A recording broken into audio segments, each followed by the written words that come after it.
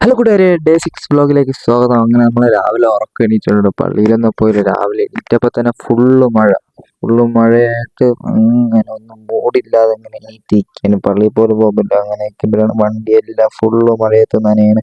Full മഴയെന്ന് പറഞ്ഞാൽ ഇങ്ങനെ ഇന്നലെ രാത്രി ഫുള്ള് മഴയും പെയ്ത് ഇന്നലെ രാത്രി വന്നപ്പോൾ കണ്ടില്ലേ 10 മണി കഴിഞ്ഞ്.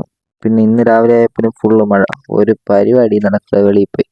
പിന്നെ അങ്ങനെ ഇരുന്നപ്പോഴാണ് കാപ്പി കൊണ്ടുവന്ന് അമ്മ കാപ്പിയും വെച്ചിരുന്നു. ഞാൻ കാപ്പി അങ്ങനെ ഇന്ന് കുടിക്കുകയാണ്. കാപ്പിയും കുടിച്ച് ഇങ്ങനെ ഓരോന്ന് ചിന്തിച്ചിരിക്കുകയാണ്. അങ്ങനെ അടുത്തിന് എന്ത് ചെയ്യുമെന്ന് ആലോചിച്ചുകൊണ്ടിരിക്കുന്നത്. ഉച്ചയ്ക്കൊക്കെ സമയമായില്ലേ. അപ്പോൾ ഉച്ചയായപ്പോൾ പിന്നെ അമ്മ കടയിൽ പറഞ്ഞു വിട്ടപ്പോഴാണ് സാധനം വാങ്ങണം. ഒരു വിഷയ സാധനം വാങ്ങാൻ പോവുകയാണ്. അങ്ങനെ ചോറിന് വേറെ കൂട്ടാനൊന്നും ഇല്ലാത്തതുകൊണ്ടാണ് അങ്ങനെ നടന്നു പോകണം. വീട്ടിൽ പിന്നെ കൂട്ടാനൊന്നും ഇല്ലാത്തതുകൊണ്ട് പിന്നെ പോയി നമ്മൾ കടയിൽ നിന്ന് സാധനം വാങ്ങിച്ചിട്ട് ഇറങ്ങി. മുട്ടയാണ് വാങ്ങാൻ പോയത്. മുട്ടയും വാങ്ങിച്ചുകൊണ്ട് വരുന്ന വഴിക്കാണ് കുഞ്ഞു വാട്ടർഫോൾ. നമ്മളവിടെ റോഡിൽ നിന്ന് വേണ വെള്ളമാണത്. പക്ഷെ വെള്ളച്ചാട്ടം പോലെയാണ് തോന്നണേ.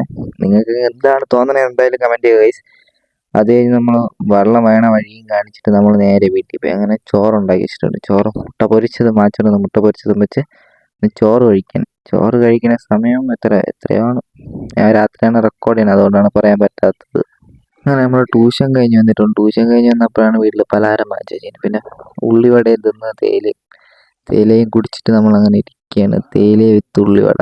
ഇനി രാത്രി ചോറ് കഴിക്കണം. ചോറ് കഴിക്കുന്ന മുമ്പ് നമ്മൾ ട്യൂഷൻ കഴിഞ്ഞ് നേരെ വന്ന് തേയില ഉള്ളിവട. അത് കഴിഞ്ഞപ്പോഴാണ് രാത്രി പിന്നെയും നല്ല കാറ്റൊക്കെ അടിച്ച് നല്ല മഴ പെയ്തതിന് ശേഷം നമ്മൾ നേരെ അകത്ത് കയറി ചോറ് കഴിക്കാൻ വേണ്ടി പോവുകയാണ്. ചോറ് റെഡിയാക്കി അമ്മ വെച്ചിരിക്കുന്നു. പപ്പയാണെങ്കിൽ ബെഞ്ചിലിരിക്കുന്നപ്പോഴാണ് ചക്കിയും മുളക്കും അവിടെ ചോറ് പൊരിച്ചിട്ടുണ്ട്. ഇനി അവിടെ പോയി ചോറ് കഴിക്കണം. ചോറ് കഴിച്ച് വന്നിട്ടുണ്ട്. ചോറ് കഴിച്ച് വന്നതിന് ശേഷം ഇന്നത്തെ വചനം കിട്ടിയിട്ടുണ്ട്. ഉത്തമഗീതം 7:13 കിട്ടിയത്. ഞാൻ വായിക്കാൻ കേട്ടത്. ദൂതായിപ്പഴ സുഗന്ധം വീശുന്നു, നമ്മുടെ വാതിൽക്കലെല്ലാ വിശിഷ്ട ഫലങ്ങളുമുണ്ട്.